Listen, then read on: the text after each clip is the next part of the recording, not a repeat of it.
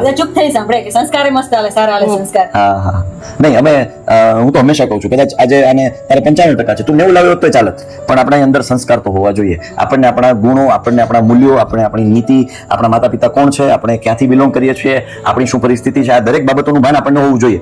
પણ હવે ખાસ અમને આનંદ એ વાતનો છે બેન કે તમે પણ અમારા લેક્ચર્સ જોયા અને તમે એક એપ્રિસિએશન આપ્યું કે ભણાવવાની સાથે સાથે સંસ્કારો. પણ અમારો મેઇન મોટો જે છે છોકરો છે ને એ હોશિયાર બનવા કરતા સમાજને ઉપયોગી થાય, પોતાના માતા પિતાના સંસ્કારો ભૂલે નહીં ને એવો બને ને એ અમારો પહેલો પ્રયત્ન છે. અમે અત્યારે એ સંસ્કાર આલે કે તું ભણીને ડોક્ટર થઈને સેવા કરજે. કશું નહીં જોતું. હા બરાબર છે. અત્યારે મેડિકલ એમાં દવા લેવા તો કે જિગ્નેશભાઈ તમારો ભગવાન છે અમારો. એવું છે. પણ એ તમારા આના દ્વિતના પપ્પા જે રીતે લોકો સાથે વ્યવહાર કરે છે એનું ફળ અહીંયા છે. કોઈ માતા પિતાને કોઈ સાચી મૂડી પૂછો ને તો એને એ તમને બંગલા કેવું નહીં ગણાવે, એના દીકરા દીકરી ગણાવશે. ખાસ વિદ્યાર્થીઓ દ્વારા પણ અમને એટલો જ પ્રેમ, વાલીઓ દ્વારા પણ આ વખતે તો એટલો પ્રેમ વરસાવવામાં આવ્યો છે કે સાહેબ અમે પણ તમારા લેક્ચર સાથે જોતા, ફેમિલી તમારા લેક્ચર સાથે જોતા.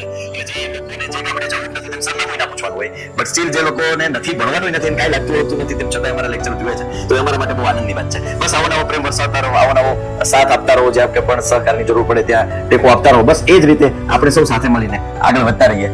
ફરી પાછા એક નવા મુકામે, નવા વિદ્યાર્થી સાથે, નવી ટિપ્સ એન્ડ ટ્રિક્સ સાથે, નવા ટોપર સાથે, નવા ઇન્ટરવ્યુમાં મળીએ છીએ. ત્યાં સુધી